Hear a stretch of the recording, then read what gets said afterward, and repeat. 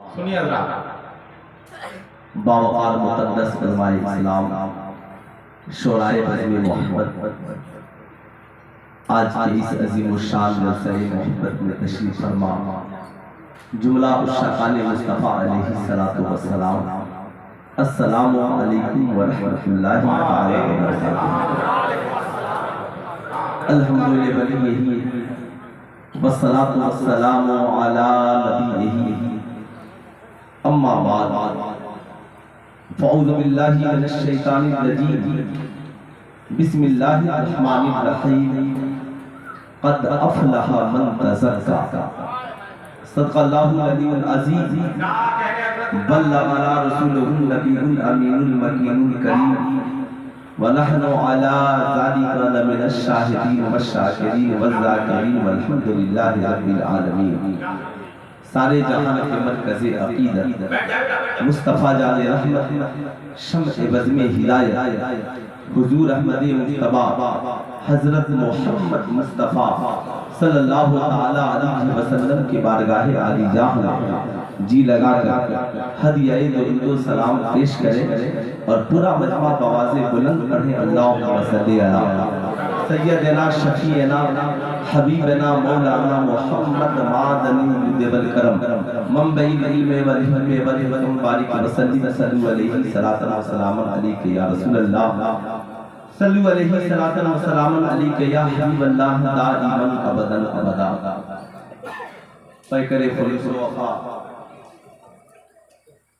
شاعر ہندوستان حضرت شمیم رضا فیضی صاحب اللہ کا حکم ہوا، فقیر آپ حضرات کی دہلیز تک حاضر آیا، ساتھ ہی ساتھ آپ اپنے ماتھے کی نگاہوں سے دیکھ رہے ہیں نقیب ہندوستان استاد الشعراء الحاج حسن رضا صاحب اللہ بخاری تشریف فرما ہے، اور یہ دیکھیے شاعر ہندوستان حضرت ندیم رضا فیضی صاحب، یہ تو صبح میں آنے والے تھے، ابھی کیسے چلے؟ دیکھیے صبح میں آنے والا اگر 11 بجے آ جائے تو ہو سکتا ہے ہمارے لیے کوئی خطرے کی ہوتی، ہم آنے والے کو روک نہیں سکتے۔ جناب ندیم رضا فیضی تشریف لے آئے، ہم اپنی طرف سے، کمیٹی کی طرف سے، آپ سب کی طرف سے ان کی خدمت میں ہدیہ تبریک پیش کرتے ہیں، مبارکباد پیش کرتے ہیں۔ ماشاءاللہ، یہ ہماری اور آپ کی یہ مشترکہ خوش نصیبی ہے کہ آج پیروں کے پیر، میروں کے میر، روشن ضمیر پیران پیر دستگیر کی یاد میں ہم اور آپ یہاں پہ تشریف رکھتے ہیں۔ ڈاکٹر اقبال نے اپنے بیٹے سے کہا تھا، سنیے حضرات، تقریر سنیے، اور میں آپ حضرات تک یہ پیغام پہنچا رہا ہوں کہ دیار عشق میں اپنا مقام پیدا کر، دیار عشق میں اپنا مقام پیدا کر، دیار عشق میں اپنا مقام پیدا کر، نیا زمانہ نئے صبح و شام پیدا کر، میرا طریق امیری نہیں فقیری ہے، خودی نہ بیچ غریبی میں نام پیدا کر۔ بادشاہوں کو آپ نے فقیر بنتے دیکھا ہوگا، مگر فقیروں کو آپ نے بادشاہ بنتے نہیں دیکھا۔ آج تک تاریخ شاہد ہے، ابراہیم ابن ادہم نے بادشاہت چھوڑی، فقیری اختیار کر لیا، حضرت مخدوم سیرنا نے بادشاہت چھوڑی، فقیری اختیار کر لیا، مگر ایک فقیر پوری دنیا میں لائی ہے جس نے مصلہ چھوڑا ہو اور بادشاہت کی کرسی اختیار کر لیا ہو، اس لیے کہ فقیری کا مزہ ہی کچھ اور ہے، فقیری کا رنگ ہی کچھ اور ہے۔ بریلی کے رضا کہتے ہیں خدا خدا کا یہی ہے در، نہیں اور کوئی مفر بدل، جو وہاں سے ہو یہی آکے ہو، جو یہاں نہیں تو وہاں نہیں۔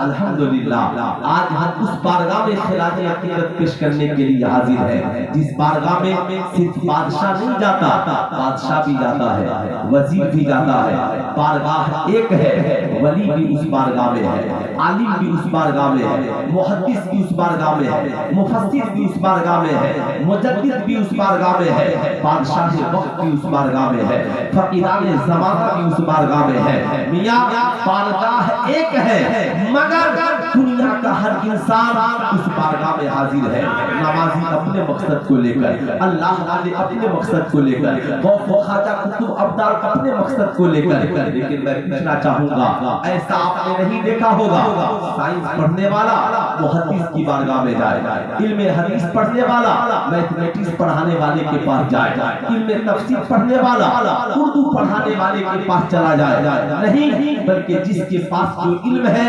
انصاف سے حاصل کرنے کے لیے جاتا ہے۔ مگر بارگاہ غوث وہ بارگاہ ہے جہاں پہ غوث بھی پہنچ رہے ہیں، خواجہ بھی پہنچ رہے ہیں، بارگاہ ایک ہے مگر سب کے مقاصد الگ الگ ہے۔ مفسر علم تفسیر کے لیے جا رہا ہے، محدث علم حدیث کے لیے جا رہا ہے، ولی اپنی ولایت کو چمکانے کے لیے جا رہا ہے، غوث و خواجہ قطب ابدال اپنی مقبولیت کو بڑھانے کے لیے جا رہے ہیں، نمازی اپنی نمازوں کی مقبولیت کے لیے جا رہا ہے، مگر اسی بارگاہ میں ایک ماں اولاد کی طلب کے لیے بھی پہنچ رہی ہے، ایک بیٹا اپنے باپ کی بخشش و مغفرت کی دعائیں کرانے کے لیے پہنچ رہا ہے۔ جہاں نمازی پہنچ رہے ہیں، جہاں حاجی پہنچ رہے ہیں، وہیں شرابی بھی پہنچ رہا ہے، مگر بارگاہ غوثیت سے بھگایا نہیں جاتا، شرابی کو نمازی بنا دیا جاتا ہے۔ میاں جانے والا چور بھی حاضر ہوتا ہے۔ میں نے کہا چور تیرا اس بارگاہ میں کیا کام ہے؟ یہ ولایت، یہ در وہ در ہے جہاں سے ولایت بڑھتی ہے۔ کہا سنا ہوں کہ بڑے بڑے لوگ اس بارگاہ سے مانگ کر کے لے جاتے ہیں، یہ وہ بارگاہ ہے جہاں پہ آج تک خزانے میں کمی نہیں آئی۔ میں نے سوچا بڑے چھوٹے چھوٹے لوگوں کے یہاں سے میں نے چوریاں کی ہیں، چلو آج اس بارگاہ میں پہنچتے ہیں جہاں سے لینے کے بعد بھی کمی نہیں ہوتی۔ اسے پتا نہیں تھا سونار منرل واٹر نہیں بیچتا ہے، یاد رکھیے گا، اسے پتا نہیں ہے کہ جوہری لوہا اور پٹل اور تانبا نہیں بیچتا ہے، یہ غوث کا دربار ہے، یہاں چوروں کو واپس کیا جاتا ہے تو چور بنا کر نہیں بلکہ آنے والا چور بن کر آتا ہے۔ ولایت کا بادشاہ اسے ولیوں کا ولی اور قطب بنا کر کے واپس کرتا ہے۔ زمانے کو غوث اعظم کے در سے یہ فیض دیا جا رہا ہے، کبھی تو بریلی کے رضا پکار اٹھے، تیرے غلاموں کا نقش قدم ہے راہ خدا، وہ کیا بہت سکے جو یہ سراغ لے کے چلے۔ اے میری قوم کے شہزادوں، آپ خوش نصیب ہیں، آج آپ اس بارگاہ میں پہنچے ہیں۔ میں پہلے ایک دو باتیں اس فضیلت کے حوالے سے بتا دوں تاکہ آپ کا ذہن صاف ہو جائے۔ خوش نصیب ہیں آپ کہ غوث اعظم کی محفل سجا رہے ہیں، خوش نصیب ہیں آپ کہ بارگاہ غوثیت میں خراج عقیدت پیش کرنے کے لیے حاضر ہے۔ وہ غوث اشارہ کرتے تو ایک شرابی کی زندگی بدل جائے، وہ غوث دعا مانگ دے قبرستان میں مردے کی بخشش و مغفرت ہو جائے۔ ایک بیٹا خواب میں اپنے والد کو دیکھتا ہے، باپ کا انتقال ہو چکا ہے، باپ پریشانی کے عالم میں مبتلا ہے، بیٹا پوچھتا ہے ابا حضور آپ کی یہ حالت کیسے ہو گئی؟ کہا بیٹا میں عذاب الہی میں گرفتار ہو چکا ہوں۔ کہا ابا حضور پھر میں کیا کروں؟ کہا بیٹا کرنا کچھ نہیں ہے، کل بارگاہ غوثیت میں حاضر ہو جانا، کل غوث اعظم کی محفل میں حاضر ہونا اور جا کر کہنا حضور میری بخشش و مغفرت کی دعا کر دے۔ نوجوان فجر کی نماز پڑھتا ہے اور بارگاہ غوثیت میں حاضر ہوتا ہے، کیوں ہی خانقاہ میں حاضر ہوا عرضدار ہوتا ہے حضور میں نے رات کو اپنے والد گرامی کو خواب میں دیکھا، میرے والد پریشان تھے اور عذاب الہی میں مبتلا تھے، حضور انہوں نے کہا ہے کہ جا کر حضرت سرکار پر پیر دستگیر سے کہنا میری بخشش و مغفرت کے لیے دعا کرے۔ اللہ اکبر، سرکار پر پیر دستگیر اس سے پوچھتے ہیں بتا کیا تیرا باپ کبھی میری مجلس میں حاضر ہوتا تھا؟ کیا کہا؟ کیا تیرا باپ کبھی میری مجلس میں حاضر ہوتا تھا؟ کہا ہاں حضور میرے والد حاضر ہوتے تھے۔ کہا اگر حاضر ہوتے تھے تو پھر فکر مت کر، سرکار پر پیر دستگیر نے نگاہیں بند کی اور جب نگاہیں بند کی تو چہرے پہ جلال تھا، نگاہیں کھولی تو لبوں پہ مسکراہٹ تھی۔ کہا اے شہزادے جا تیرا کام ہو گیا۔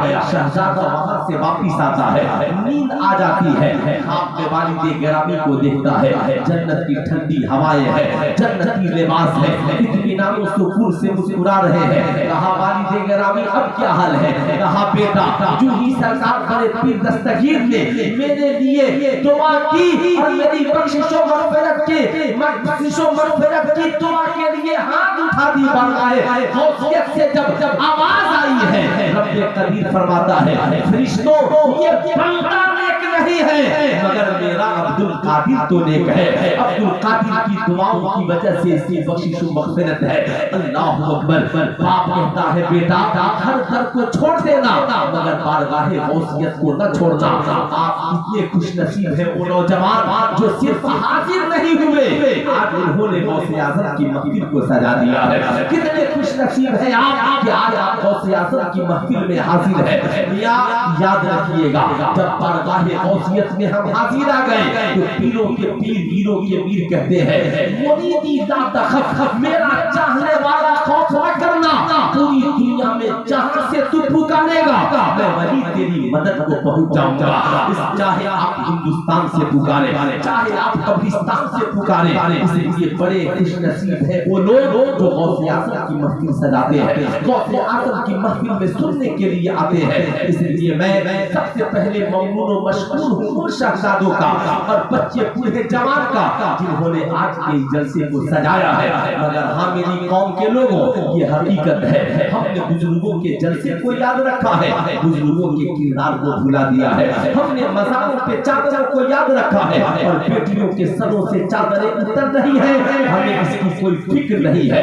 اس دور کی یہ حقیقت ہے کہ آج مزاروں پہ چادریں پڑی ہیں اور بیٹیوں کے سروں سے دوپٹہ اتر رہا ہے. اس دور کی یہ حقیقت ہے. کیا میں پوچھنا چاہتا ہوں کیا صرف لنگر کھانے کا نام بزرگوں کی یاد ہے؟ کیا مزاروں پہ چادریں چڑھانے کا نام بزرگوں کی یاد ہے؟ کیا صرف نعرہ لگانے کا نام بزرگوں کی یاد ہے؟ مولانا حسن رضا اطہر کہیں گے سلطان رضا اللہ والے چادروں کے محتاج نہیں, ہم ان کی دعاؤں کے محتاج ہیں.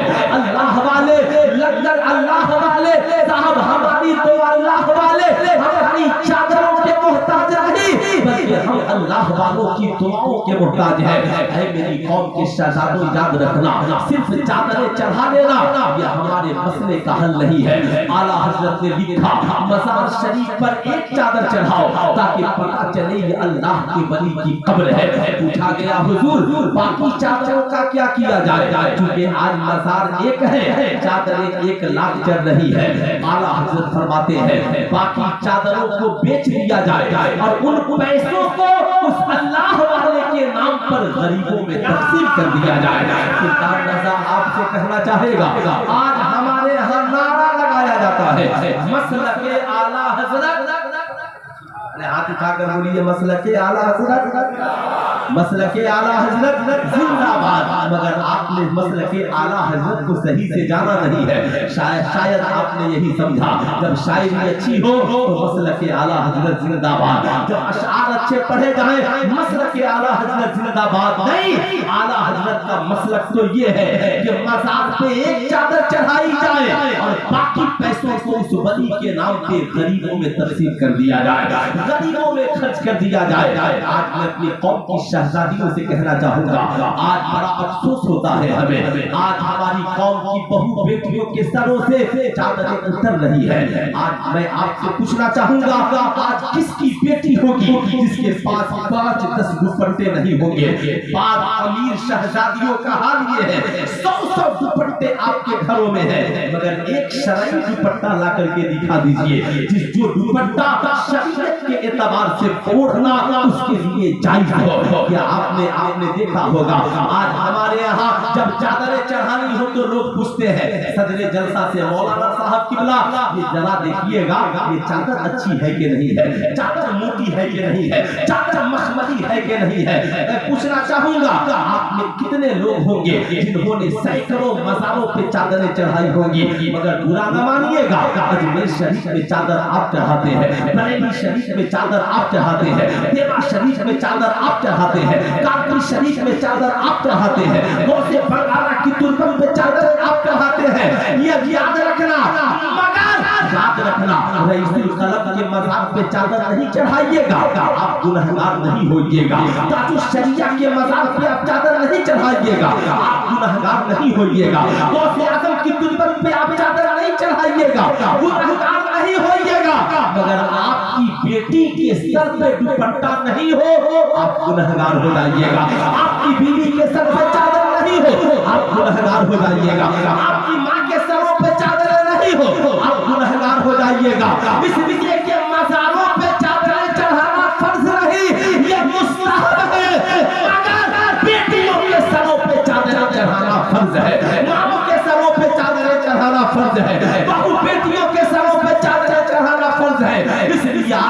रसूल वाला के इस जलसे से पहला पैगाम ये लेकर के जाओ कि आज के बाद हम मज़ारों पे चादरें चढ़ाएंगे, अपने घर की औरतों के सरों पे चादरें पहले चढ़ाएंगे, अपने मोहल्ले की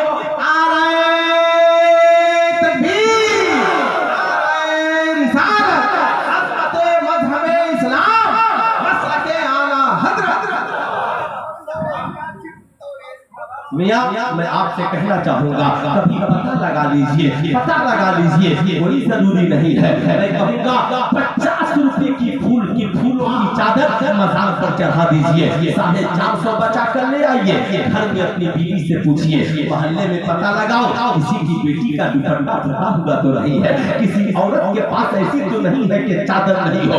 एक काम करो, ये पैसा लो और बेहतरीन चादर लाकर उस बेटी को दे देना, ताकि वो अपना सर में छिपाती रहे और बारगाहे खुदाबंदी में उसे ओढ़कर सजदा भी अदा करती है।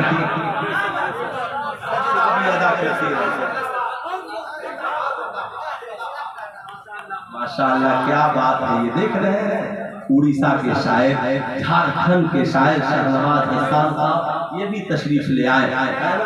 इतने बड़े शायरों के बीच में मेरी तकरीर हो सकती है? अरे बोलिए ना, हो सकती है? तकरीर करूं, सुनेंगे आप लोग? हाथ उठा के एक बार बोल दें, या रसूल अल्लाह।